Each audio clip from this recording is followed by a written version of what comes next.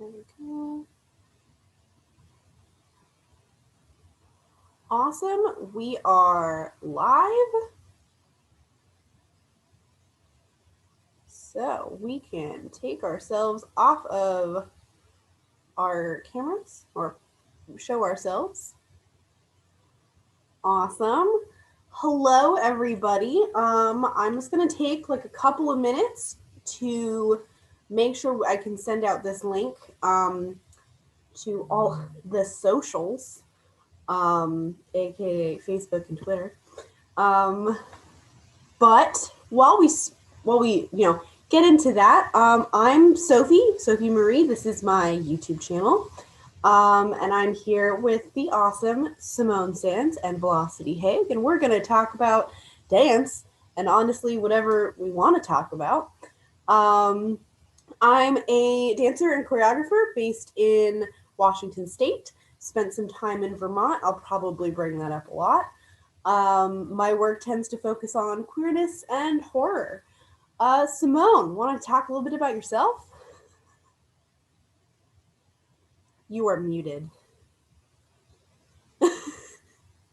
So embarrassing. I swear I'm not an old. Um, I am also a dance artist. I am based in Seattle, Washington at the moment. I also spent a lot of time in central Illinois with a lot of influences from New York people. So that might also come into play. Awesome. How about you, Velocity? Wow, you both are so very succinct. So my name is Velocity Rose, and I am a composer and a dancer. Um, and I was trained at my college over in very rural Virginia, and am slowly integrating into the arts community in Seattle while it's also coping with the pandemic. So it's been an interesting time.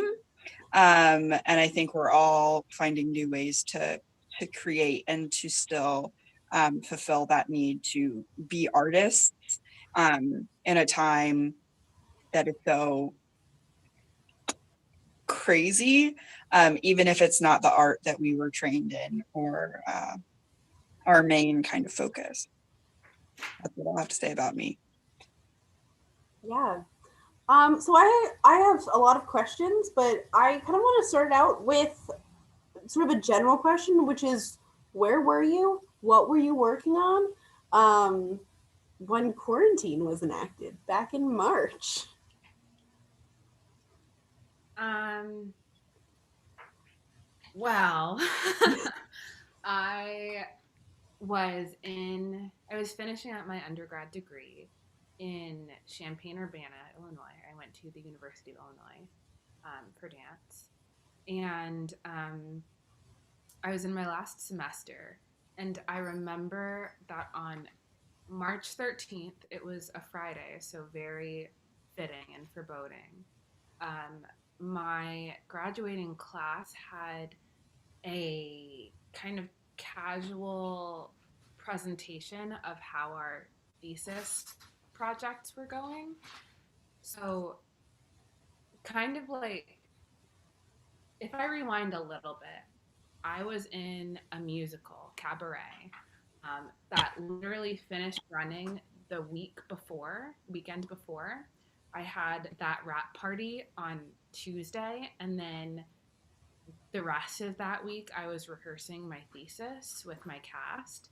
And as the week progressively went on, we decided, like, oh, maybe this is going to be a little more formal.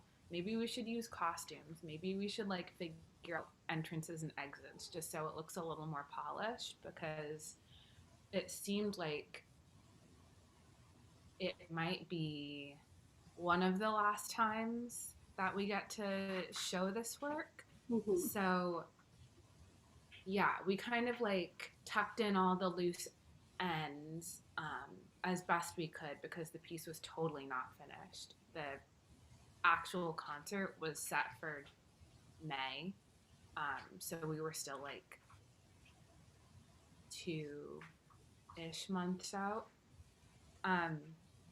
So March 13th, we had that presentation.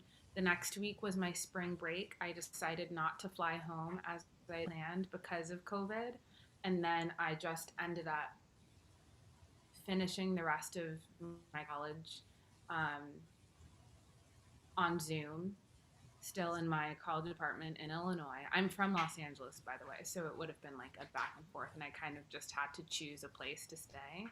So I stayed in Illinois until August. Um, Graduated weirdly with like a gentle YouTube video from my university. And yeah, it was really hectic.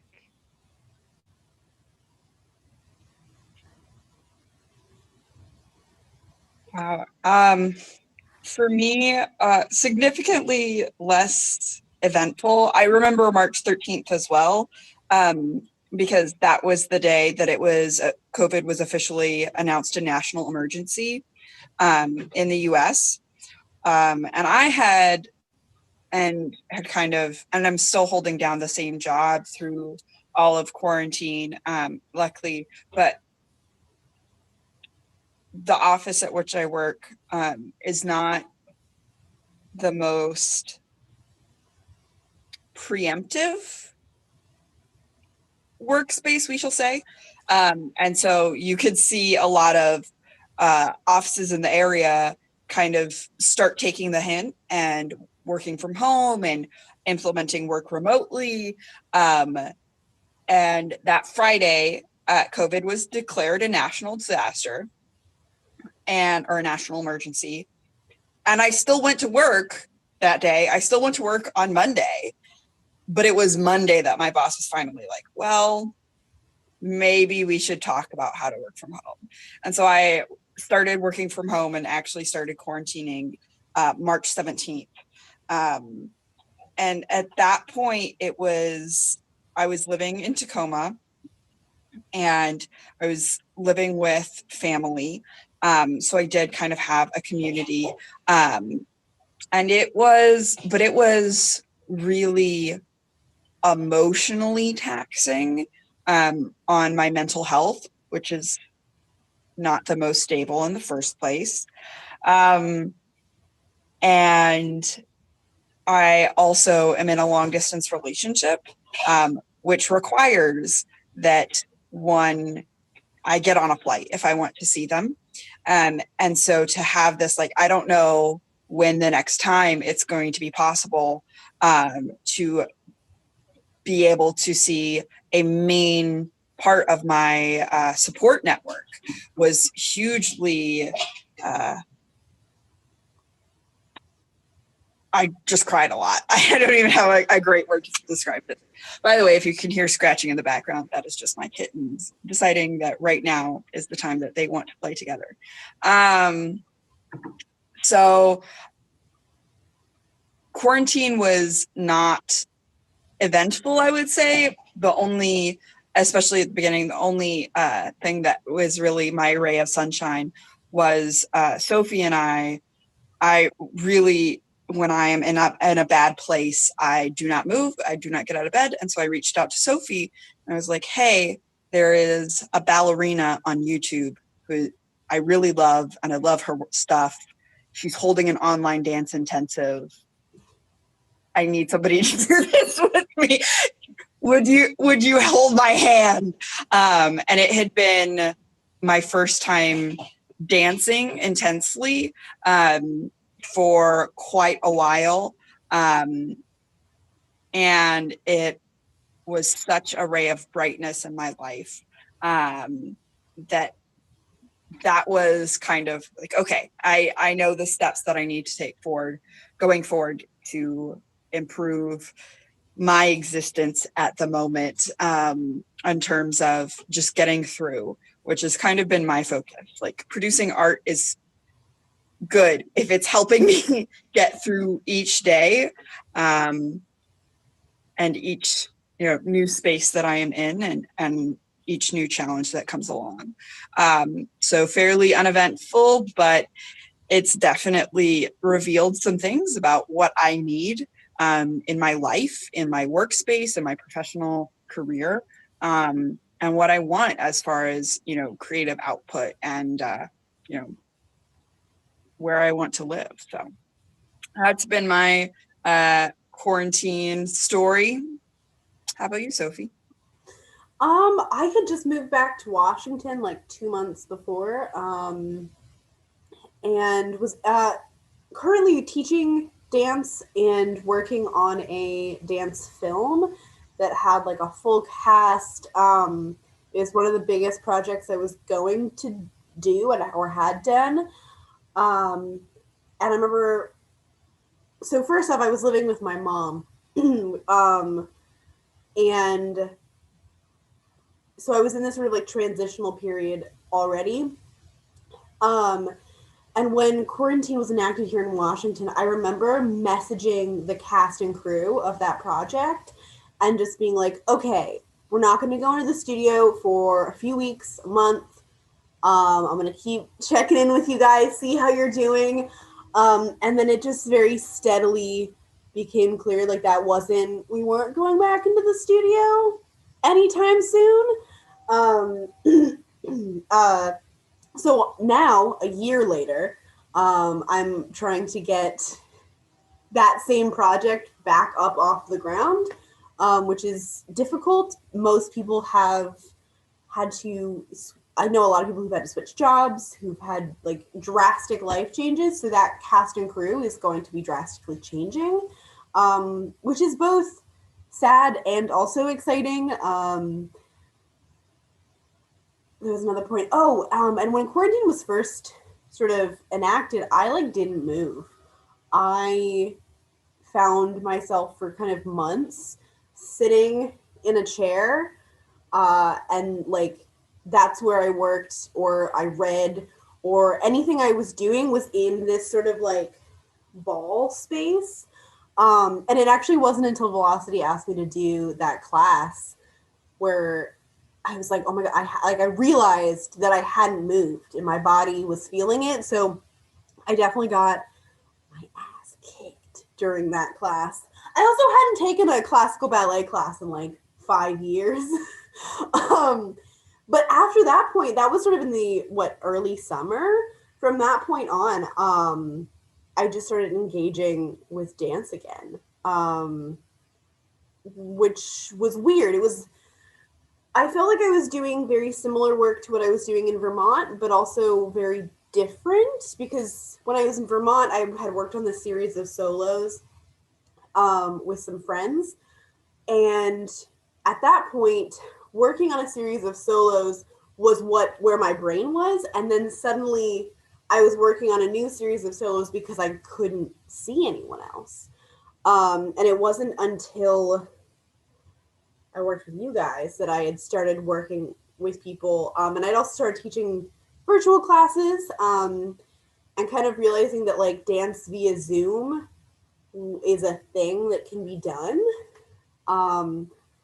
as kind of like complicated. And I feel like there's so many new challenges to how we view and think about dance that I wouldn't have thought of if we hadn't ever been forced out of the studio.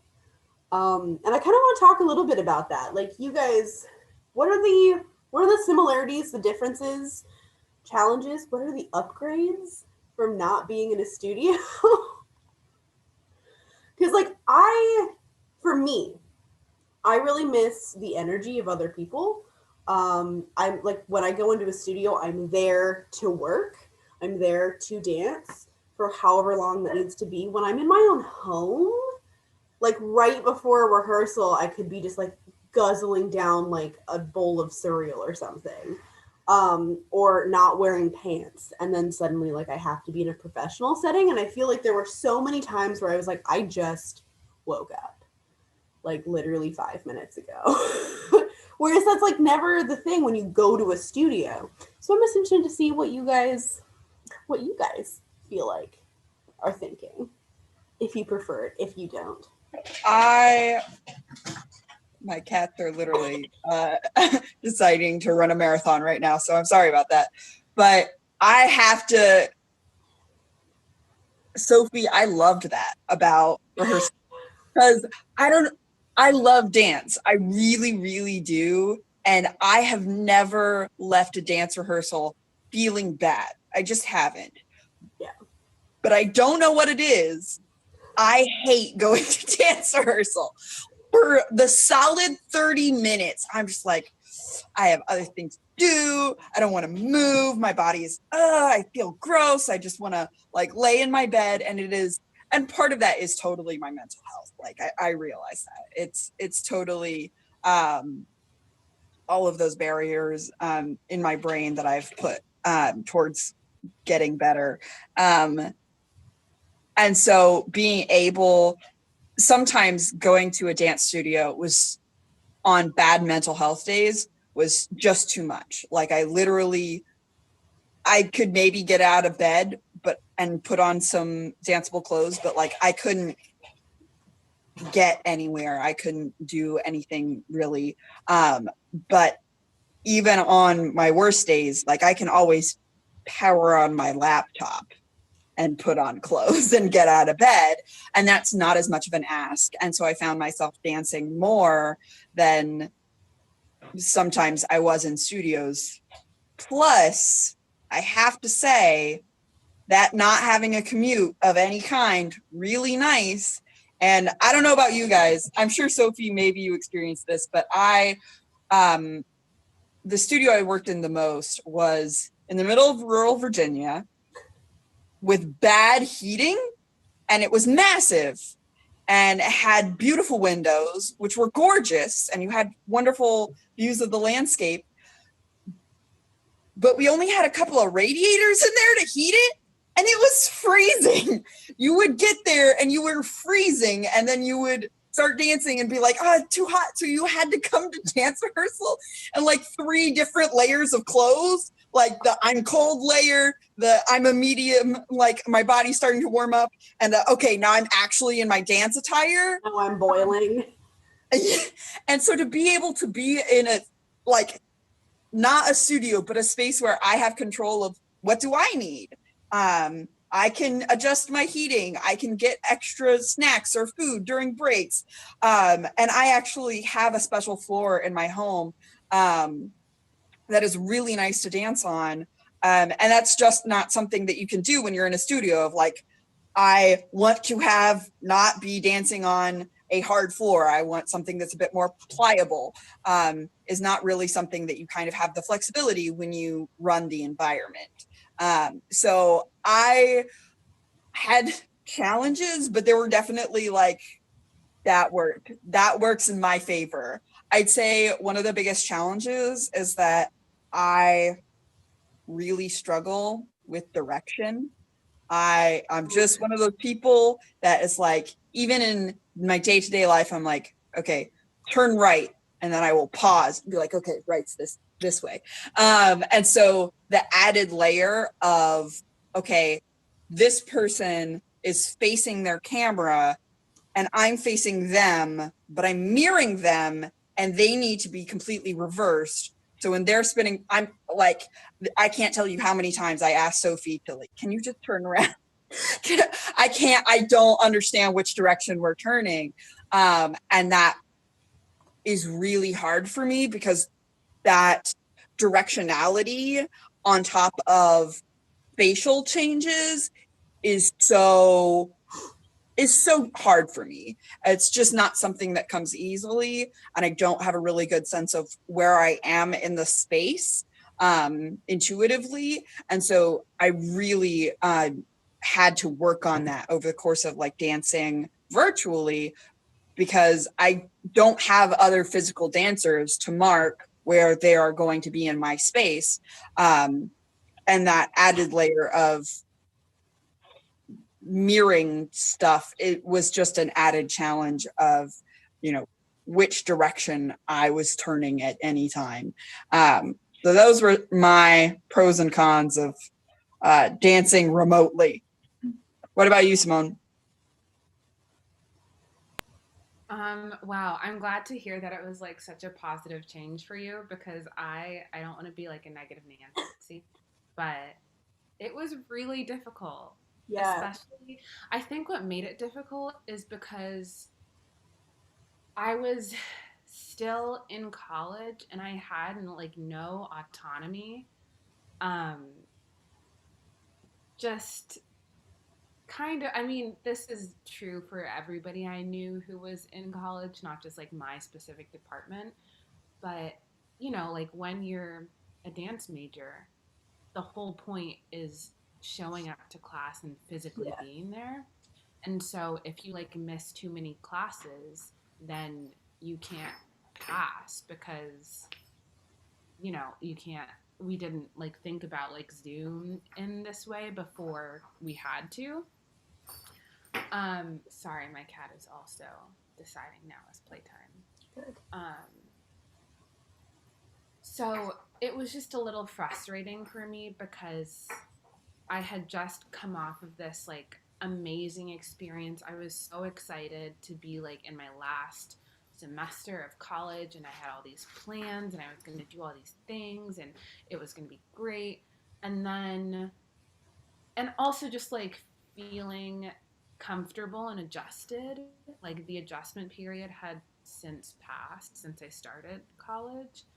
Um, but even after our quarantine ended, we still like all of our most of our classes switched to Zoom and it was like we just had to go. We were just expected to still go and our like attendance policy didn't really change, so it was kind of just like, well, I definitely don't want to do this because I'm sad and I'm mourning the loss of like everything. But I still had to like force myself to do it. So I don't know. I After like that ended, I did not take any sort of like class or actually no, that's a lie. I did a couple of Gaga classes because I loved Gaga. Still do. And I did like one or two ballet classes. Um, but then like once summer really started, I was just like, I miss the studio and I feel like everyone's trying to find a silver lining. And then like the stuff in America started happening with politics and I was just like, I remember one time it was like either in June or July and I was like, I'm going to do yoga every single day this month and it's going to be great. And then it must have been June because like the George Floyd stuff happened, and then my teeny tiny college town brought about a curfew, and that was just like the last straw for me. I was in the middle of a yoga session, and I got like the email or notification, and I was just like, "That's it for me. I can't do it." Um, but now I'm super excited because I wouldn't know you guys without Zoom and quarantine happening this way because Sophie, you and I met through an internship Yeah. of a dance festival that ended up happening online. Um, and I don't know if you were still like planning to fly out to Seattle um, and like take the festival in person, but we were both coming from like out of state.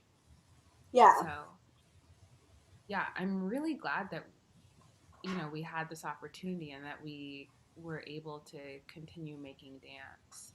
Um, it just took some adjusting, and I was like really sad girl for the beginning of it. But now I'm all good.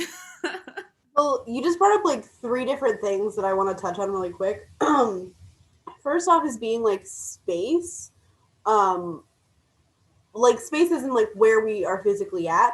I'm teaching dance classes and I have students in other states, which without kind of learning how to teach this stuff online, I wouldn't be able to teach someone in Texas. So I think I definitely feel like we're seeing, I think that's a benefit. It's just great being able to dance with people you can't with outside of sort of the confines of your city. Um, but then two things that I wanted to actually ask you guys. First off, Simone, I know we've been talking about this a little bit about like getting into your body in different ways. I find it really difficult to. I think the biggest issue that I have with Zoom dance is it is harder for me to get in the headspace of like non-pedestrian movement when I'm in my living room. Whereas if I'm in a studio, I'm just like rolling on the floor and being a little more sort of, I don't want to say freer with my body. That sounds so woo woo. But how are you guys dealing with like getting into the headspace of dancing? If 5 minutes before you're making dinner or talking to a roommate or something like that, asking for a friend. That's a good question. I feel like it kind of depends on who I'm rehearsing with.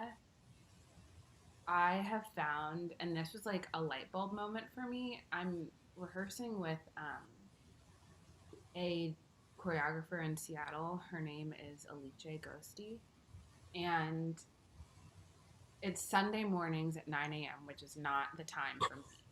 Um, but we do like an actual aerobic step touch like warm up, and it's like head to the right, head to the left, head to the right, and it's like I haven't done that in years, but it's so like I know exactly what I'm doing. It's so like aerobics 80s, and we play fun music, and the actual work that we're doing isn't like that, but it's so nice to just like do that kind of work that's really physical. And I don't know, I definitely that even that warm up, because we're still on Zoom, it doesn't really evoke the same like my sort of like style of dancing that I used to do when I was like in the studio, and that was like more accessible or more consistently accessible. Mm-hmm. I feel like my own improv like vibe kind of just like pops up really randomly now.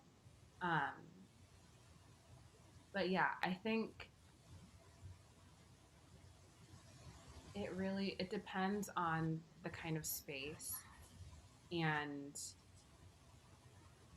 there's always a lot of preparation before I have any sort of rehearsal, which I really appreciate. I always kind of know what I'm going into. And if I don't know, then that's on purpose.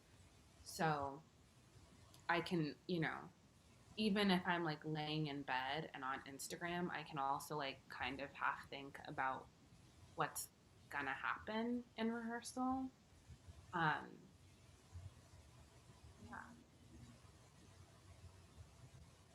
yeah. Yeah. Velocity, do you have anything to add before I hop on to my next sort of question?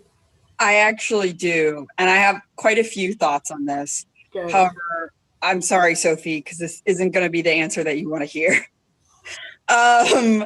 So I would say for me, I don't come to the space with that, like in the headspace of dance and in my body. But that's not because it's in my home instead of in the studio, because that's how I come to a studio. Like me as an individual person, I am somebody who I really live in my head. And people say that all the time, like, oh, I daydream. It is to the point where when I am when I was going into the office, there are plants by my desk that people would come and water. And I would only hear them when they started watering the plant. And I would jump so high out of my seat. And literally everybody knows this in the office, that if they're watering the plants, they have to tell me. Because until that moment, I'm not paying attention to them. And I don't notice them. So it's not even like I daydream a lot. It's like I am almost entirely mentally checked out of my body 100% of the time. And this gets down to like, oh, I didn't realize I was hungry until I started eating. And so for me, dance always has been an exercise of, oh yeah, I actually do have a body in the first place. And I can connect to it, and there is meaning and there is power there. But even when going into a studio, I was never really coming in with like, oh yeah, this is my time for me to be in my body, because that's me being in my body and me feeling capable in my body is simply not my comfort zone. I really think that if I were to be like the best version of myself, would be my brain in like one of those jars of goo that's attached to like a mechanical spider leg setup that you see in sci-fi movies. Like that would be me at my best.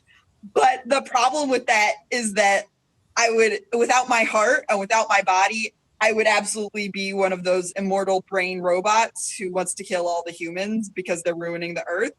And so I'm happy I'm not, but I totally could be, because I just don't really identify with my body. I don't feel in my body. And so in that sense, all dance in any space is an exercise in remembering that I am not a brain in a jar, and I am not just like a bottle of emotions, but I am in fact like a physical entity that has power and has physical form that is, in a sense, limited, but often, I find, especially in dance, that my limitations are a lot farther than I put them. I usually put them for myself. So it's not helpful, because I don't recommend that. I in so many ways, I really do admire dancers who are very in tune with their body. But I think for me, that's like my aspiration. That's not where I'm at, unfortunately. So thank you for coming to this episode on weird ways Velocity's mind works, because have you ever seen the movie Wild Wild West? No, I've never even heard of it. Oh, well, oh wow. Well, Kenneth Branagh is in it, and he plays a guy with just giant spider legs. And when you said that, all I could picture was Kenneth Branagh doing a bad Southern accent with spider legs. It's a movie, highly recommend, like peak late 90s, early 2000s fantasy. I will have to check it out, because I would be the perfect brain for that like sci-fi plot where somebody's been like, frozen in time, and it's just a brain in a jar who's given like a mechanical voice box and the spider legs to move around. I would totally be the supervillain of a sci-fi series. Yeah, you're a Fallout character at that point. But you're not wrong. What? Simone, you also brought up politics, which we've talked a lot about in rehearsals, and just the state of the world. Oh yeah, dancing to how great everything is. We love it. Because the thing when I think about quarantine, I don't just think about what I've been doing on a day-to-day basis. I personally feel like I've been very physically disconnected from the rest of the world, but simultaneously like reading as much of the news as physically possible. And for me, there's been a lot of kind of emotional exhaustion, straight up to the point of like apathy at times. Simone and I just had this conversation last night. But also, when it comes to like art making, there's been so much that's happened in the last year that, first off, I don't like, my voice is not the one that needs to be like raised, like I don't need to be the one who's centered in a lot of the conversations that are happening right now. Um, but at the same time, like making art that is just for me because I like, either I'm the only one dancing it, or this is what I'm interested in, has also felt a little what I don't know what the word is, but it hasn't felt, it's felt a little tone deaf, in all honesty. And so I'm interested to hear like how you guys have balanced making art that is fulfilling to you while also trying to engage, because also art is being made about what's happening in the world. Everything from incredible, and just even talking about dance, like I can even just send you guys like BLM specific dance, anti-fascist dance. Lots of writing is happening right now, and the fact that like I'm not making these things because, again, like I don't know if you guys know this, I'm very white, and I just feel like how do you guys balance making art that's fulfilling to you, making art that's saying something, and the exhaustion that comes with all of that?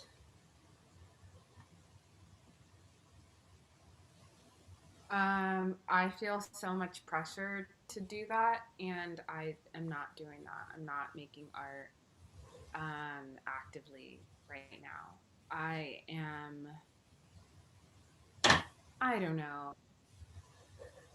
I made a work as a result of the 2016 election, and I don't know if it's because I was like 18 when that happened or what, but I just look back on it and I'm like, okay, sure, but like let's dive deeper.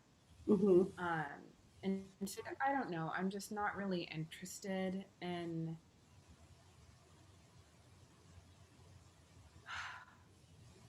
I mean, okay. If I'm being completely honest, it's been borderline traumatic to be a black woman in the United States for the past like uh 6 or 7 months. And back when things were really crazy, I had to like put time limits on my phone with like Mm-hmm. Instagram and Facebook and also just the news app because something was happening every day and I was like, "Oh, I'm looking at this to stay on top of things and stay connected." But it was just like toxic after a while to like continuously digest everything that's happening and having to like reckon with that as like who I am and who society thinks I am. Mm-hmm. All of that has been like so much, and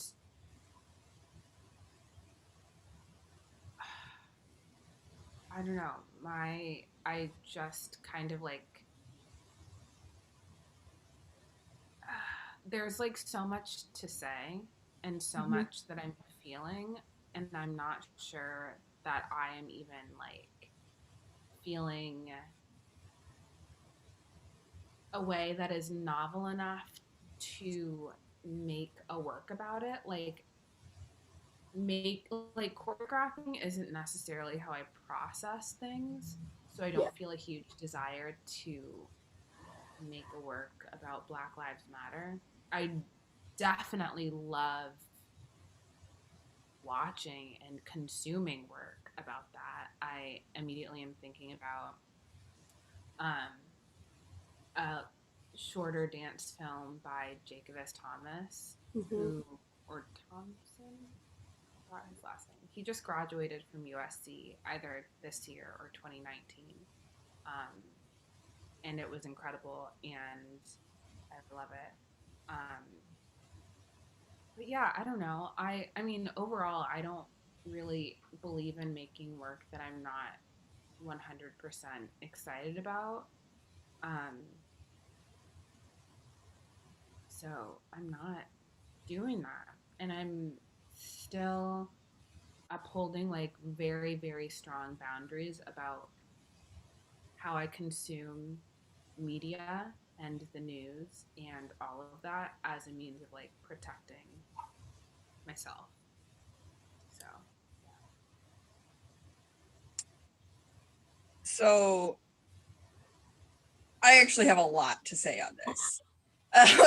This is something that I think a lot about. And so for summary, I my like while I dabble in a lot of arts, my training and my specialty, we shall say, is in music theory, is in composing music. But after doing that for 7 years and graduating college, I was completely burnt out. And I would say in a lot of ways that I'm still dealing with the legacy of burnout. And so I have been obviously thinking a lot about, because we are in a capitalist society that very much says you're an artist because you're making and producing art. And you know you're a successful artist if you are earning a monetary, like a substantial monetary gain from producing that art, instead of, you know, whether it's meaningful or powerful or impactful. And so that was really hard for me to swallow, because then, you know, because already I have problems. You know, I was not the 2-year-old raised to be playing the violinist. You know, I grew up in a different socioeconomic bracket than those kids. And so I did not get into music theory and music composing until much later, and dance even later than that. And so there were quite a lot of people who were like, this is what I've been doing my whole life. And even if I choose not to, I have a safety net that I can fall back on, which is simply not my case. So with all this being said, like when I was really first coming out of college 2 years ago, like, what does it mean for me if I am not producing art? I'm not producing any art, regardless of whether it's good or whether it's bad. Am I still an artist? And the conclusion that I came to, and my metaphor that I've been using, is that A, maybe the systems that we operate aren't perfect. But B, what I've been thinking about is fruit trees. A fruit tree, you know, an apple tree, when it stops producing apples, it doesn't stop being an apple tree. It's just winter. And maybe it's not bearing fruit for that time, but that doesn't make it stop being a tree, and it doesn't stop being an apple tree, irregardless of whether it ever bears another harvest. And so what I've been trying to do in terms of how I think of myself as an artist is try and pull from the natural world. And if you look at something like fruit-bearing trees, there is, you know, a blooming season in spring, you know, there's the growing season, as you can see the fruit start to grow. And then there is, you know, the harvesting season. And then there is a time of rest.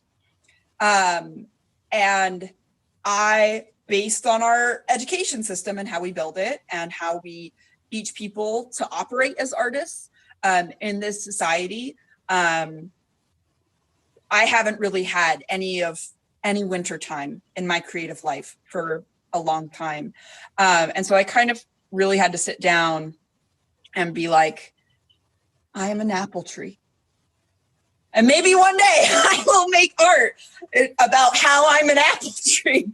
But for the moment, like, that has brought me a lot of comfort that, like, I am not defined by my output, the quality of my output, or whether people are buying my output.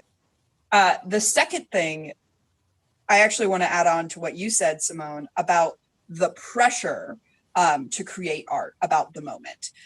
So this is obviously a really, like, we are living through a time that is going to be written about in history books. Like, there's just no question about that. And I actually did make art the same during the 2016 election as well. Just a quick funny story. I'd been working with my composition teacher one-on-one and been working with some melodies, and nothing was coming out. And then the 2016 election happened, and I stayed up super late that night, and I wrote a 20-page long piece called "Fuck This Shit," and then I stapled it to his door for our next class so that he had time to read it. And fun fact, that was actually how I met my other music professors. They were like, "Oh, you wrote that piece." I love that. But there is the pressure of, like, there's so much happening. There is pressure to create art that is meaningful and is topical and is relevant. And I hear this not only from other artists that are like, this is our time. If art is to make people think and to be critical and to say something, like, this is the moment to say something.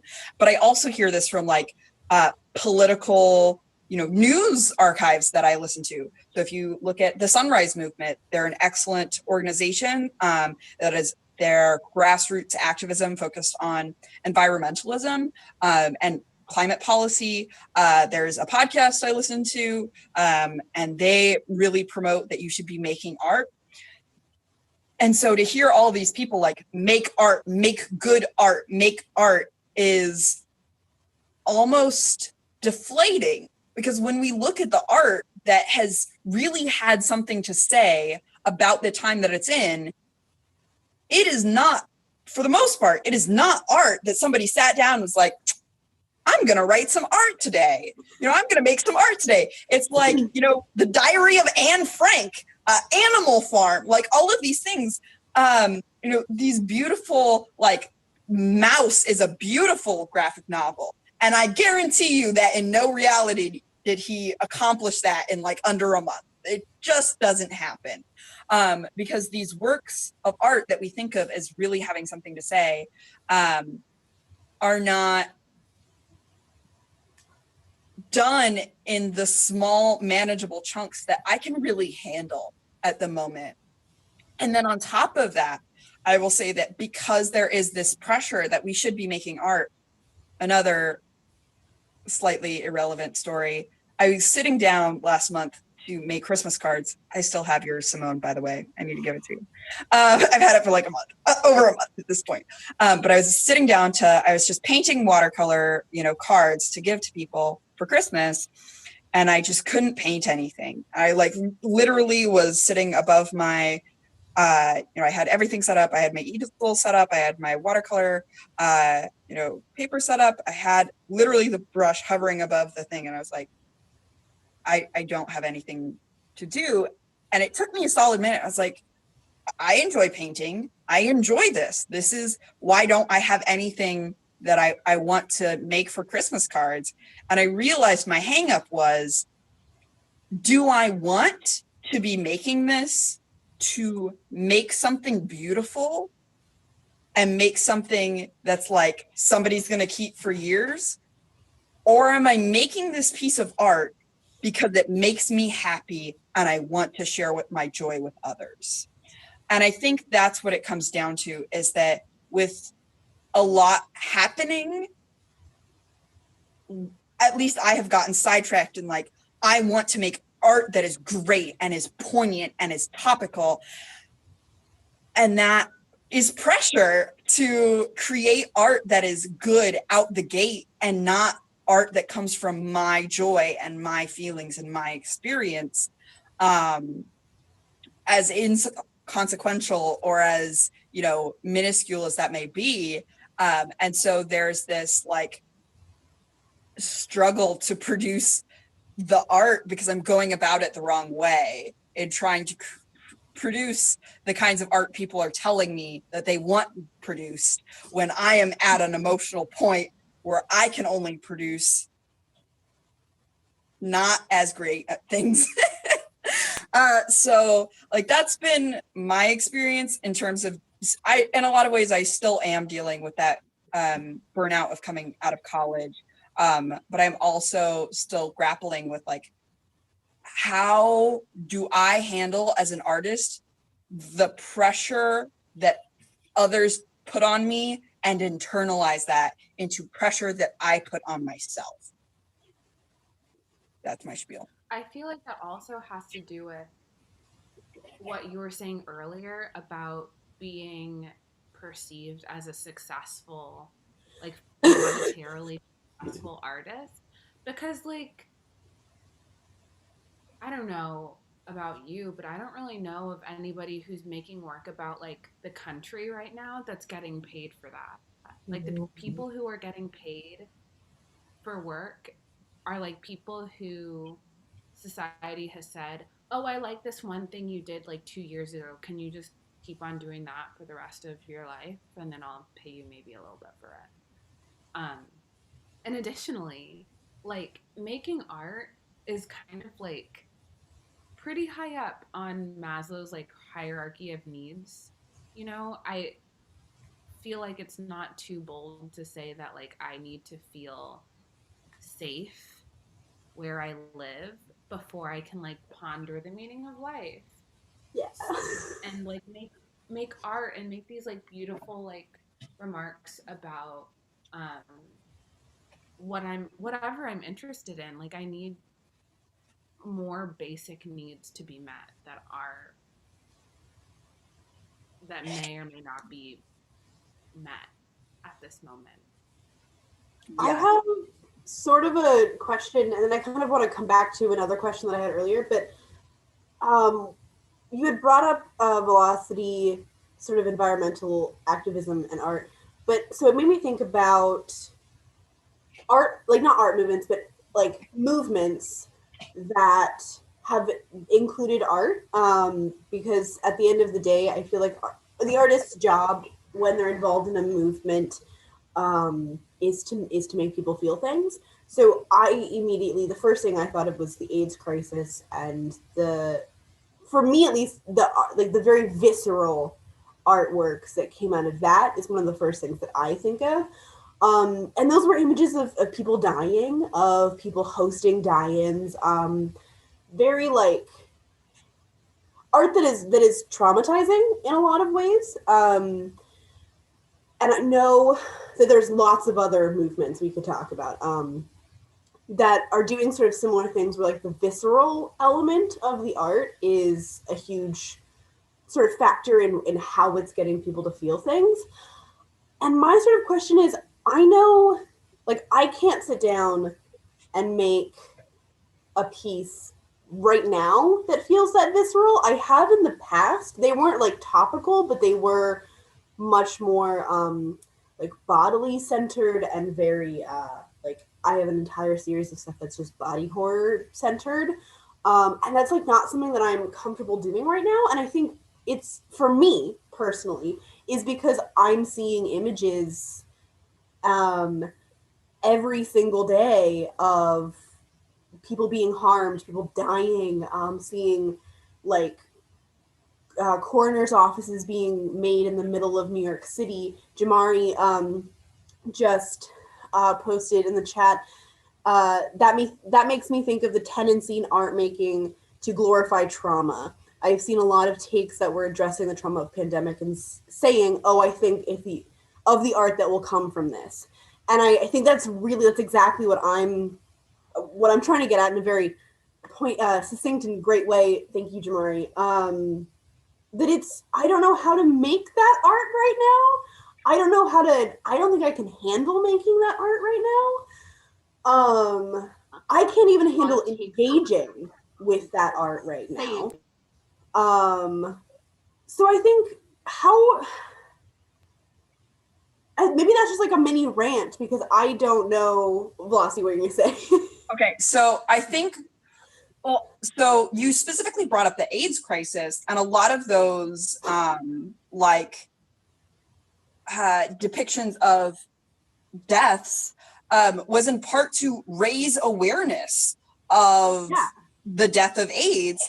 But we're in a moment in time where A, we're in an age of social media, but B, we're in a pretty graphic time. And if you want to see those graphic images, they are everywhere.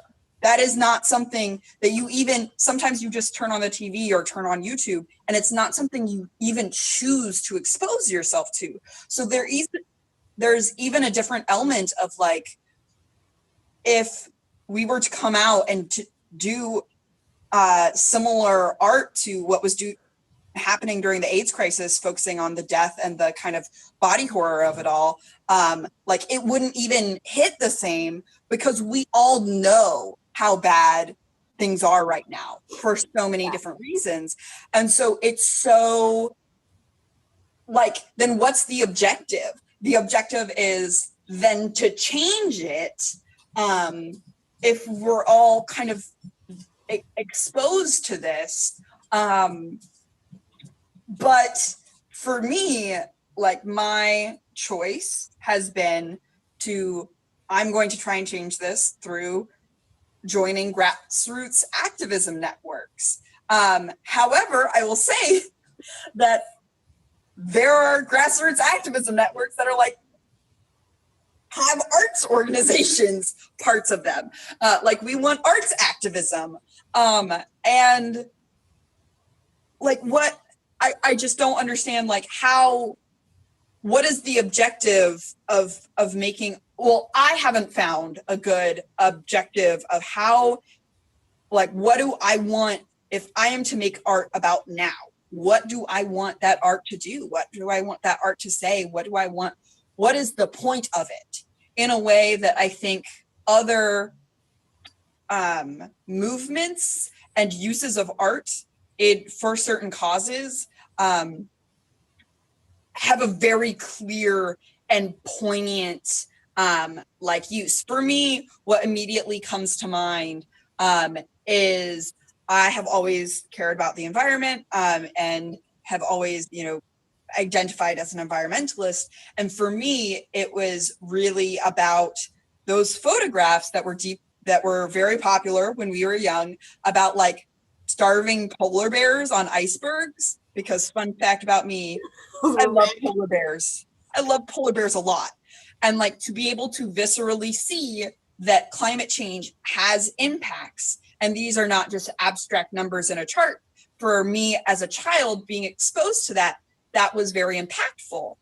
But the object of that art was very poignant as well. It was very directed. Like, I want people to see what this looks like so that they stop thinking about this in an abstract way.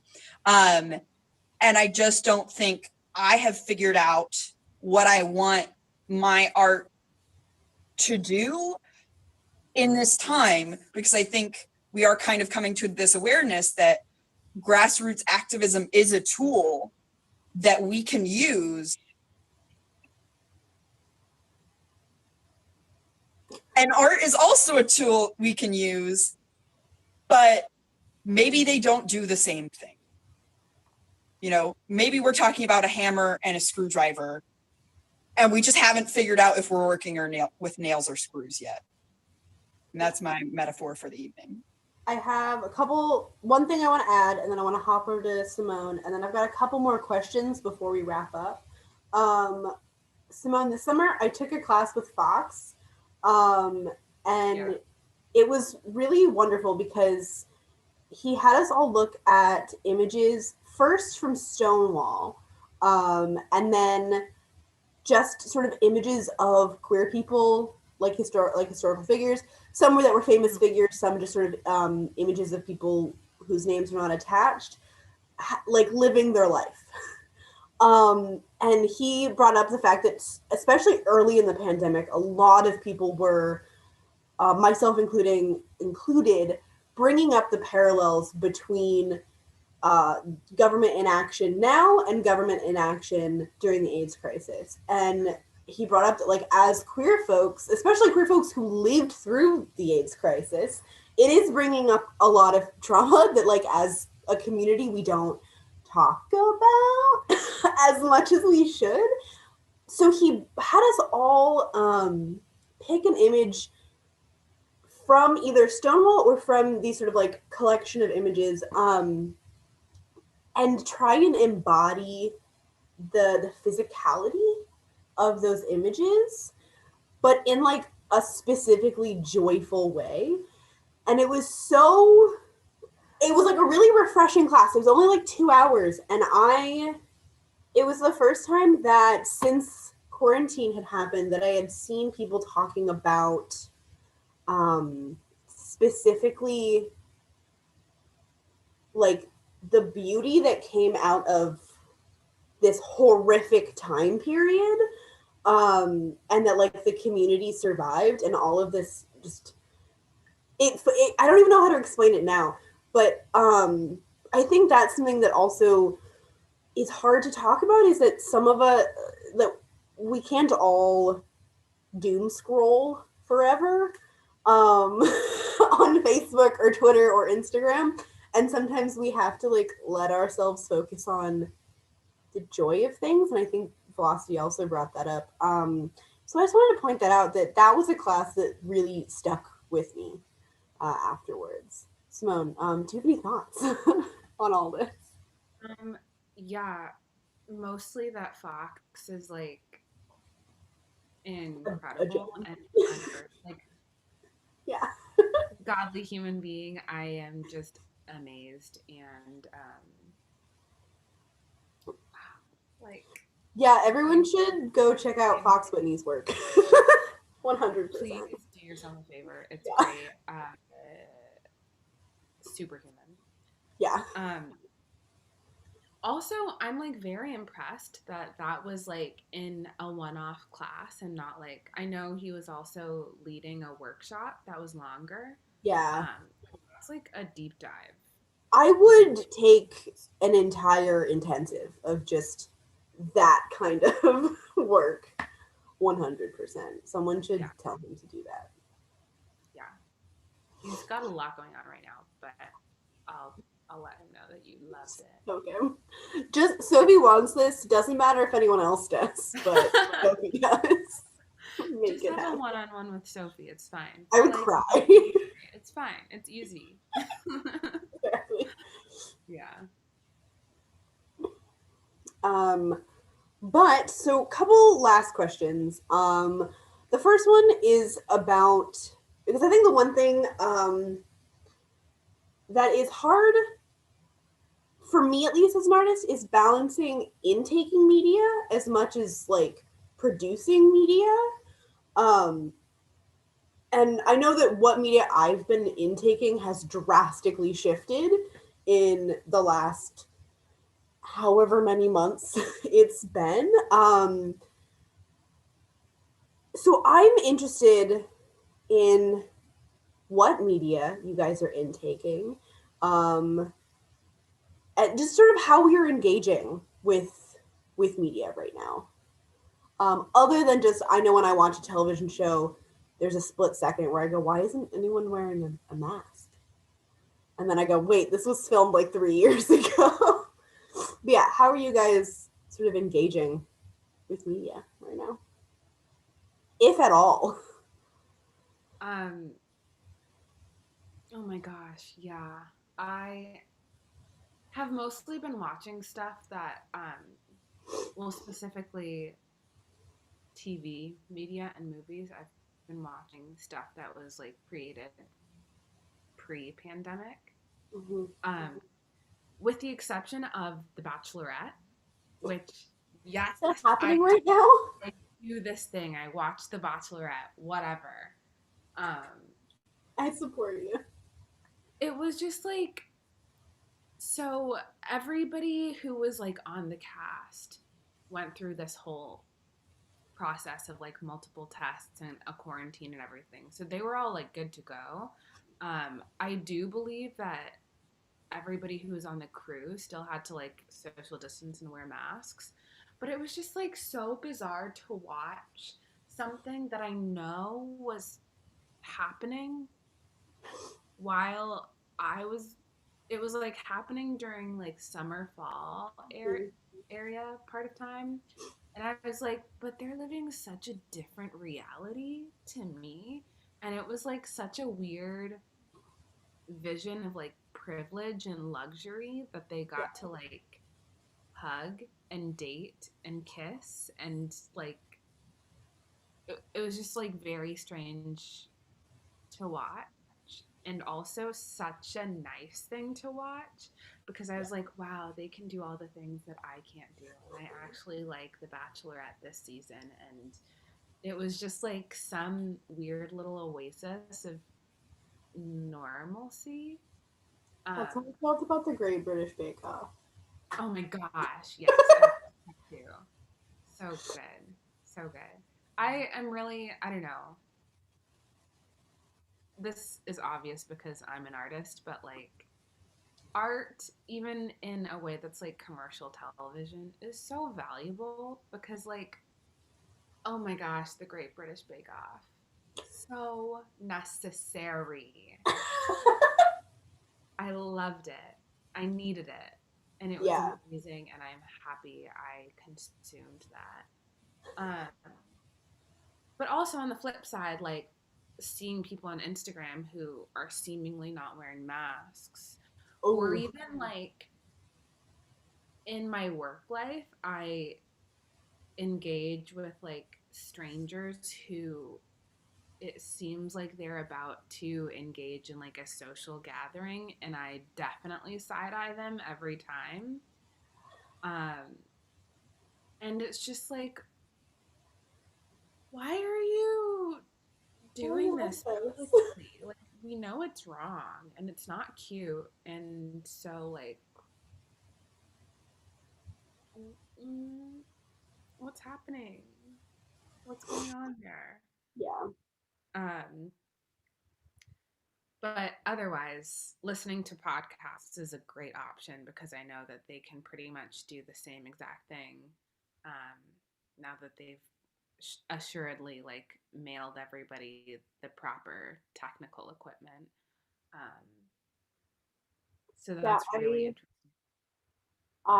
anyone who's spoken to me in the last year is about to yell about what I'm about to say. I hyper fixated.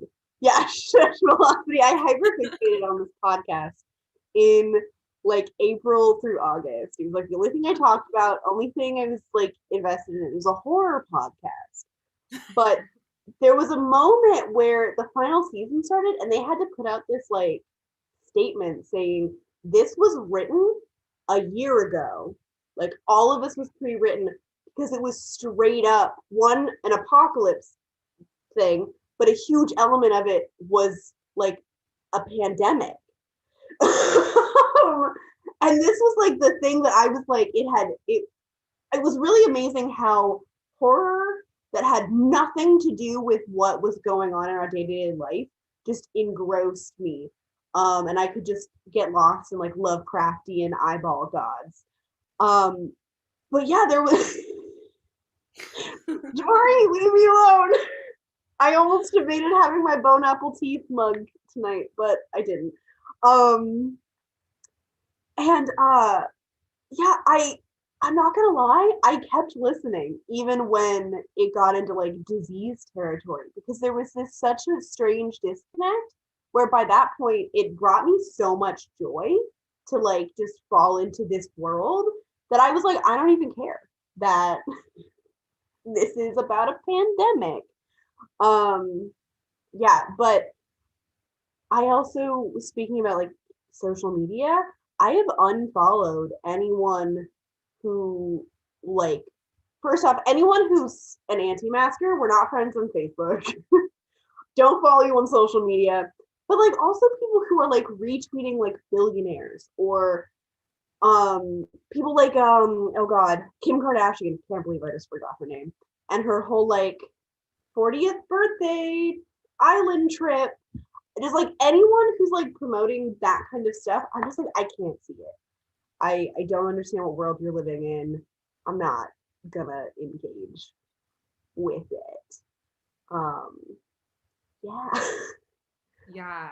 Throwing it back to the 2016 election, after that, I realized that everybody I follow on Instagram is like extremely liberal, and that's like kind of nice, but also definitely not actual reality. So, I don't know. I recommend it for your sanity. Yeah, I also like, and this is just sort of my personal engagement with social media, is I do not one-on-one engage with anyone um, in a social media context that is on the right. I can't do it mentally. I will check up on what is happening in that world because it is a different world from ours. Um, but there's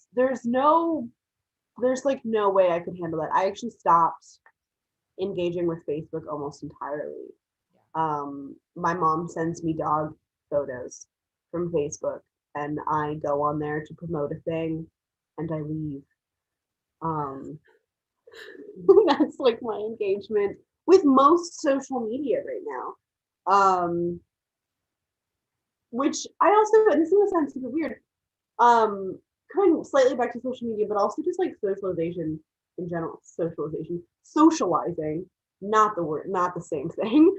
Um, I've made a lot of online friends in the last few months since March. Um, Simone, you're not quite an online friend, but we've only spent one day in the same room together Yeah. since we've met. But what I think is really interesting is every single online friend that I've made, our entire relationships like revolve around discussing art. Um, whether it's making art, viewing art, analyzing it, it just doesn't really matter. I haven't like I feel like my entire world right now is completely consumed with the media that I or the people that I care about are intaking. Um, which I think is interesting. I don't know what it says. It's just an interesting factoid. Velocity, how are you in media? How's that going? So, oof. Um, so my form of media for news is podcasts. I am a big podcast listener. And I did have a time where I had to just unplug and be like, I can't do this. Because even my podcasts that aren't explicitly news focused. I have a podcast I listen to called Feminist Frequency Radio. So like they're not gonna address the state of, how this is affecting, our situation is affecting people of color, the queer community, the trans community, as we're moving through these crazy times. So I pretty much I unplugged completely. And I have watched several TV shows over this pandemic, but mostly in the background, very background noise. What I have been consuming almost exclusively, my form of media is definitely books. And I've known this since I was a very young person. Since I learned to read, it became pretty apparent that my form of media is books. And I have been almost exclusively reading through the entire work of one author in particular. And her name is Tamora Pierce. And she's a fantasy author. But she specifically writes fantasy about women. And then after several decades, specifically started writing fantasy that is not set in like a version of medieval Europe, essentially, but with magic. And I actually the other day tried to pick up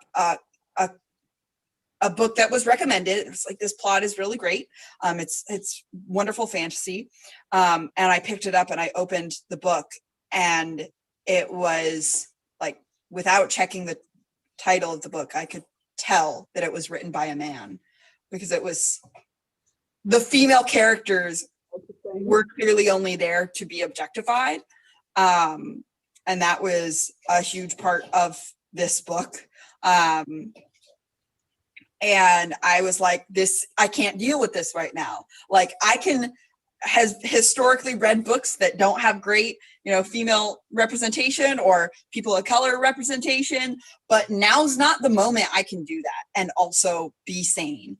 And so I literally, even after I finished rereading she has 2 universes she writes in.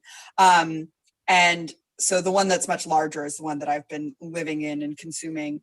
And I have just, even after I finish books of hers, I go back and I reread them, because I don't want to leave. I'm not ready to leave that world.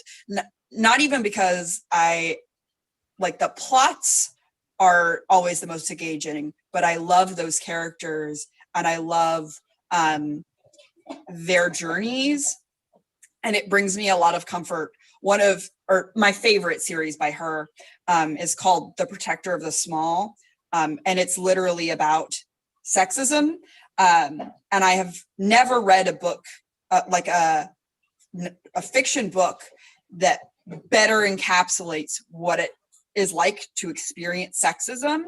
And actually, in reading one of her books, that is one of her series that is set in essentially a fantasy version of Indonesia. It was one of my first time realizing, like, oh, I read a lot of fantasy about white people. Like, and a huge part of this series is dealing with colonization. But because it was done with so much empathy and thought and love and care and kindness for all of the characters and all of the legacy of colonization and any kind of, like, even in a fantasy setting, it was still so empowering to read about these amazing women who just went and were amazing. And I needed that. I needed more amazing women in my life. I needed to be reading stories of amazing women at this point in my life, because I just couldn't deal with, kind of representations of just white men living their white men life. I wasn't into it. I'm still not really into it. I don't care if they're orcs either. I can tell that they're really white. Like, I'm good. So that has been almost exclusively what I've been reading. Their stories, the first series is about a woman pretending she's a boy to become a knight. The second series is about a woman who deeply cares for animals, and it's essentially a whole narrative about animal welfare. The third series is the series that's all about sexism and equal rights and treating people and animals well. The fourth series is about the legacy of colonization. And the fifth series is the legacy of being poor and growing up poor, and policing, and how do you police when you live in a community versus when you don't live in a community, and what is that relationship?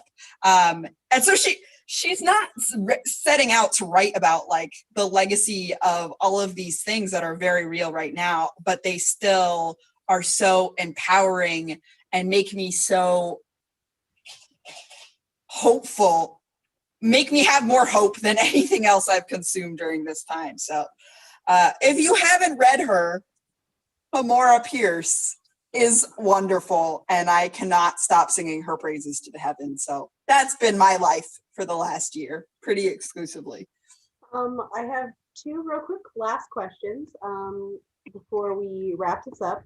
Simone, what is one media thing that you would recommend to people right now? Yeah, I recently started listening to a podcast called Up First. It's produced by NPR. Um, and it has been a really good way for me to get the news I need without like this tendency to like over scroll and doom Yeah. scroll. Um, there are new episodes every morning and they come out like 6 a.m. Eastern time. So by the time it's like over here, they're always like brand new and ready. That's And they're only like 15 minutes. So they're really easy to listen to, like as you're getting ready for work, or even like I walk to work. Um, and it just tells you like the three things you need to know. And um, it's also like a good way because like NPR is pretty liberal, but they're also very professional. So it's like, am I crazy or is this like psychotic? What's happening? It's a good like measure of that. So yeah, I've been listening to that for like um, a week now, and it's great. I highly recommend Up First. awesome. Final question for you guys. This was submitted by one of my Patreon patrons. Um, and that is, what practices, if any, um, have you developed in quarantine? Actually, I lied. I have two questions. What are some practices that you've developed, if any, in quarantine that you think you want to continue after, if there is an after? Um, that's a really good question. Yeah, I don't have an answer for it because I don't know what mine are. I don't know if this is, well, okay.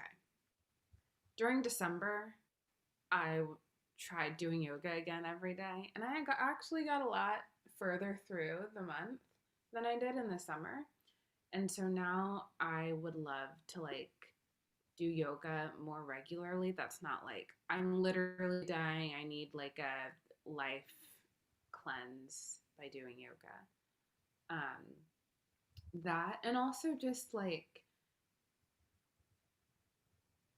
I don't know if this is going to be practical in the future, but I really like the idea of like opting to work from home. Yeah. If you're just like not in the headspace to like be around your coworkers for those 8 hours. And also, of course, this is like assuming that you have like an office space where you work for 8 hours during like the daytime. Um, I don't know. I hope that's an option to be like, hey, I'm either sick or just not feeling like mentally up for like the Yeah. additional work that it takes to socialize with your coworkers. I'm just gonna work from home today and meet you guys on Zoom. Um, yeah. Yeah. How about you, Velocity? That's a really good one. I hope, and I also think that more businesses are going to be transitioning to more permanent work remote situations, because even if they have a small office space where anybody can kind of come in and work, uh, instead of having to have cubicles for everybody in office available at all time, like that's going to save money on rent. And I think everybody's kind of worried about that at the moment, including businesses. So I hope to see that trend continue, because that has definitely helped in a lot of ways to be able to not have to deal with other people. I'd say I have a couple of small things though. So during this time, I adopted a cat. I adopted two cats, as you have been able to hear. And they are currently playing with each other since it's about to be bedtime. So they are obviously think that now is the best time to play and be loud and noisy, as cats do. Um, but in preparation to adopt these cats, I did a ton of research about animal welfare and about how shelters can be listed as a no-kill shelter, but that does not mean that they are still allowed to euthanize kittens under 8 weeks. And they are also allowed to euthanize feral cats and still call themselves a no-kill shelter. And so while I can't really foster any more cats than I already have, I can't, I have been thinking about, once COVID ends, getting a bit more involved in the animal welfare community. Another practice that I would say that I will try to continue is the amount of grassroots activism organizations that I've become involved in. I knew that I wanted to do something. I can't even remember when I started, but I knew I wanted to do something because I was feeling so powerless and so incapable. And I started working with several organizations, and I did find one that was like, this is an amount that I can handle in a way that I can handle, even if it does take time and energy away from other things like producing art. And I don't think that is going to be something that I end once this pandemic ends, because the first time I messaged like the Seattle mayor or my city council representatives, it was like very nerve-wracking. It's like, I don't know what's going to happen. And then now at this point, I have emailed all of my representatives at the state and city and federal level, that I'm very comfortable with that. I'm trying to move from being comfortable emailing to being comfortable calling their office, but phone calls are a whole other level of energy for me. So it's aspirational. And I just don't see that ending, because it has, in our realization that our government needs to be held accountable and we have to be the ones holding our government accountable, it has brought the realization of how easy it is to access our government representatives. And that's just not an awareness that is going to fade. So those are kind of my two things that are just not gonna leave. My cats aren't gonna go. I will not stop caring about animal welfare. And I'm not going to stop irritating my city councilors, telling them that we should tax big business and, provide help for COVID. Maybe that's the thing. So. Awesome. Last sort of question that is more of a I want to know. What are the themes that you guys are pondering in your own work right now? I'm at the moment working with Simone.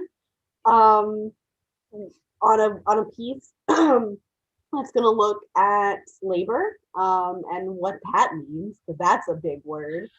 What does it mean? What does it mean, Simone? Have we come up with an idea? Several. Yeah, lots.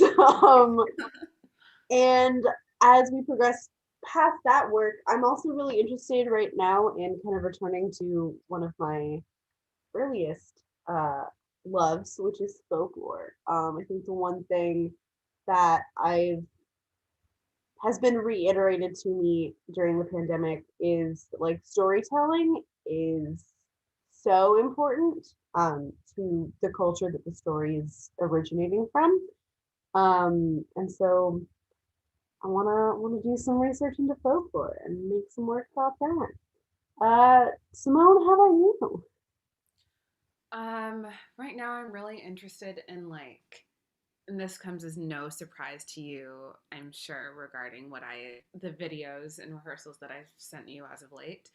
But performative mundanity Mhm. and also mundane performance. Did I freeze? Just Okay. for Yeah. Um, and seeing how those two concepts play with each other, because I don't know, I feel like there was a period there still is a period where sometimes like I'm called to rehearsal and I'm like, I have so much other shit to do, even just like cleaning my house, that I have no idea how some artists are just like showing up like fresh-eyed, bushy-tailed, wide-eyed and bushy-tailed to rehearsal every day. And I'm like, I have a full-time job Yeah. too, and I don't even have time to like watch TV or like do anything for myself. Um so I don't know. I like the idea of like a performance that's just me like cleaning my house because I need to do that. I'd watch it. So And how about you, Velocity?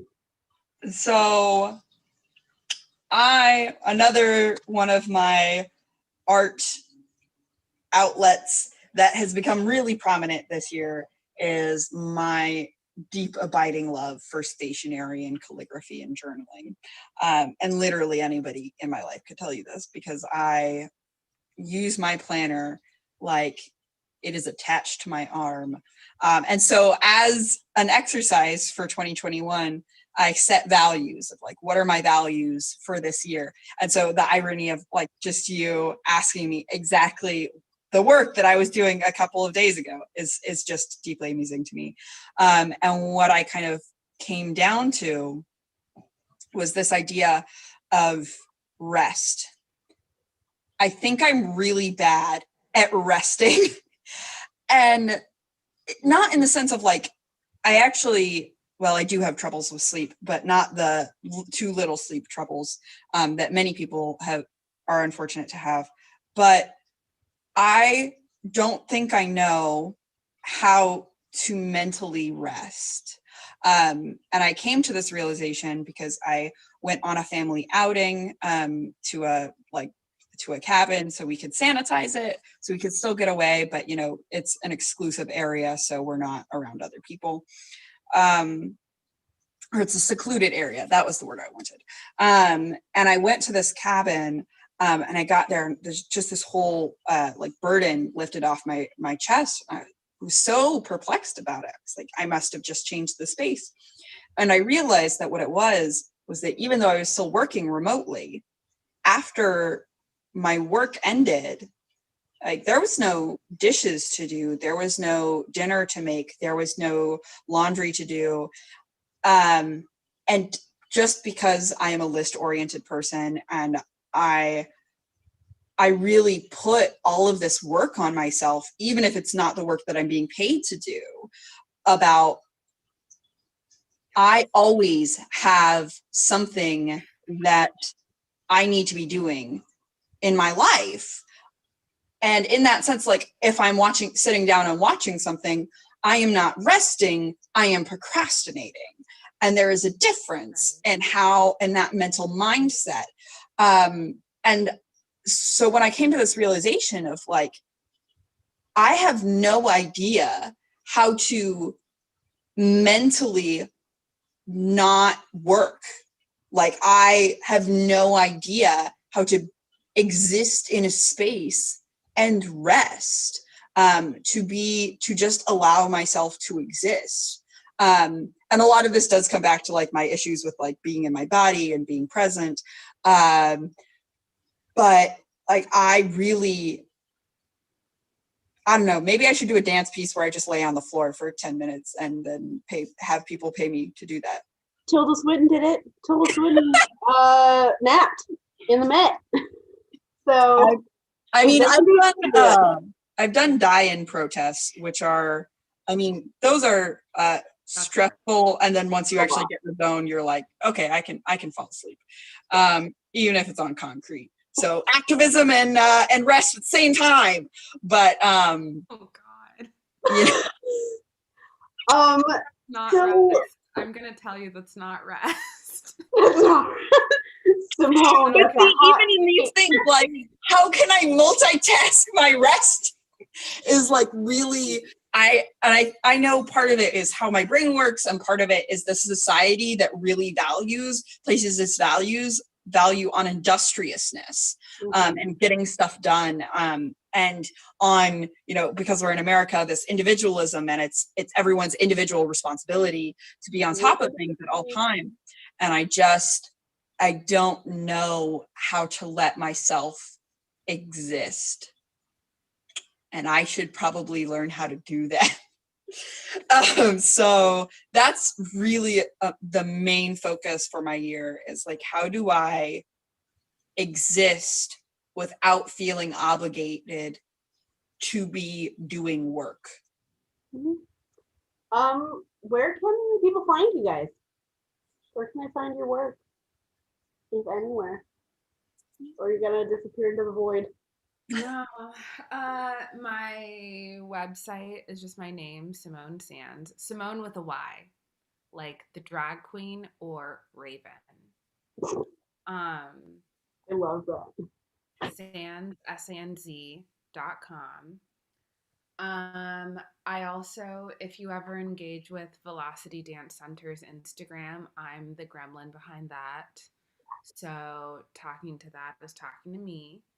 I'm also on Instagram. It's my name again with an extra E for my middle name. You're getting the inside scoop here.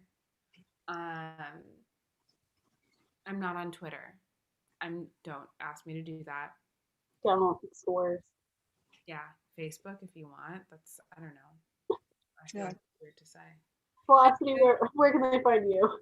I am easily accessible on velocityrose.com. And I have not only images of my dance experience there and dance videos, but I also have clips of my music if you would like to listen to and support that part of my art. I'm also at this point not on social media as much. I find it a bit overwhelming. So if you contact me through my website, I will get back to you. Great. To contact me, I am at Goth East Performance Project on Instagram. That is also my website. If anyone is interested in supporting our work, I also have a Patreon. Patreon is how I help pay my dancers and my collaborators like these guys. It's also how I pay for costumes, filming equipment, all of that kind of stuff. If you're ever interested in a one-time donation, which will, in an event like this, it will always be split up evenly between everyone participating. I have a Ko-fi at Doski's Performance Project. So that's it. Thank you for everyone who is attending. We have a special guest to say goodbye, and I hope everyone has a great night. Thanks. Bye.